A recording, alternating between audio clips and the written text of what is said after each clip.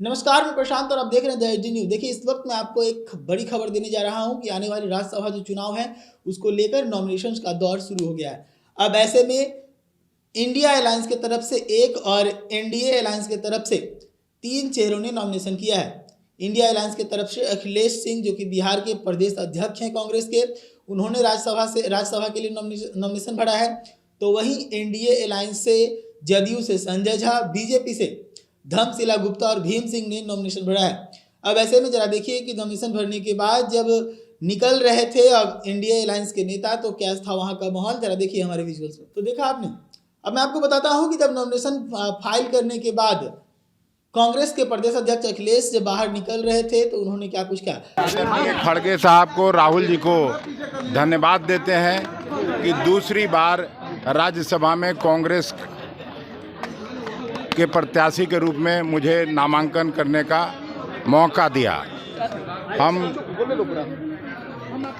Assure करते हैं कि कांग्रेस पार्टी को एक कार्यकर्ता की तरह मजबूत करने का काम करते रहेंगे। सोनिया गांधी जी भी राज्यसभा जा रही है, उसको लेकर बीजेपी सवाल उठा रही है। अब बीजेपी का तो सवाल उठाना हमेशा से काम रहता है।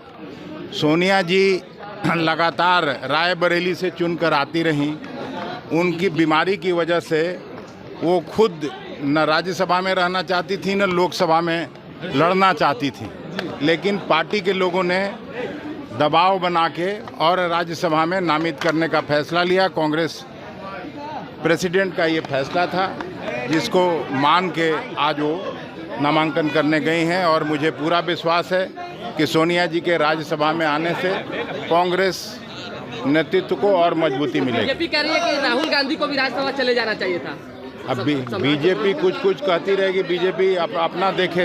लेकिन अरे आप बीजेपी का क्यों प्रवक्ता बने हुए रहते हैं यार। 40 सीट तो भाजपा ही जीतेगी, उनके पास तो कुछ रहेगा नहीं, तो राज्यसभा चले जाए। हाँ, आप लोगों ने कहा, वो हम बता रहे हैं। नहीं, 41वां आप भी जीत जाइएगा। चलिए ना, वो हम बता रहे हैं। अखिलेश ने बाहर निकलते ही हमला बोला है बीजेपी के ऊपर, जदयू के ऊपर।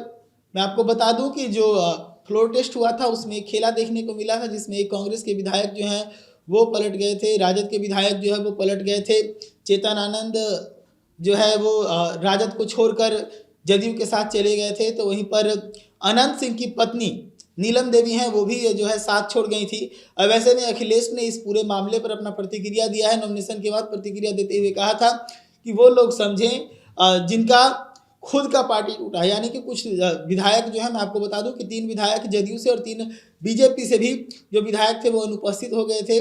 तो ऐसे में अखिलेश ने हमला बोला और हमला बोलते हुए कहा है कि वो लोग समझे। साथ ही मीडिया के ऊपर हमला किया है कि आप लोग दिखा रहे थे इसका पार्टी टूट जाएगा, उसका पार्टी टूट जाएगा। तो मैं यहाँ पर एक चीज़ को एक बार रिवाइज कर देना चाहता हूँ कि क्या क्या खबरें मीडिया में चली थी और उसमें कितनों में मुहर लगी या नहीं लगी, वो सबको मैं शुरुआत से बताता हूँ। देखिए, सबसे पहले इंडिया अलायंस में टूट की खबरें चल रही थी, क्योंकि नीतीश उससे निकल के आ सकते हैं। देखिए, नीतीश उससे निकल भी गए और एनडीए में चले गए, यानी कि जो खबरें चली मीडिया में उस पर मुहर लग गया।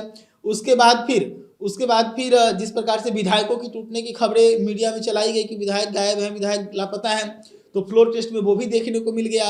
वैसे में पार्टी टूटने की बात हो रही थी तो पार्टी में भी टूट देखने को मिली।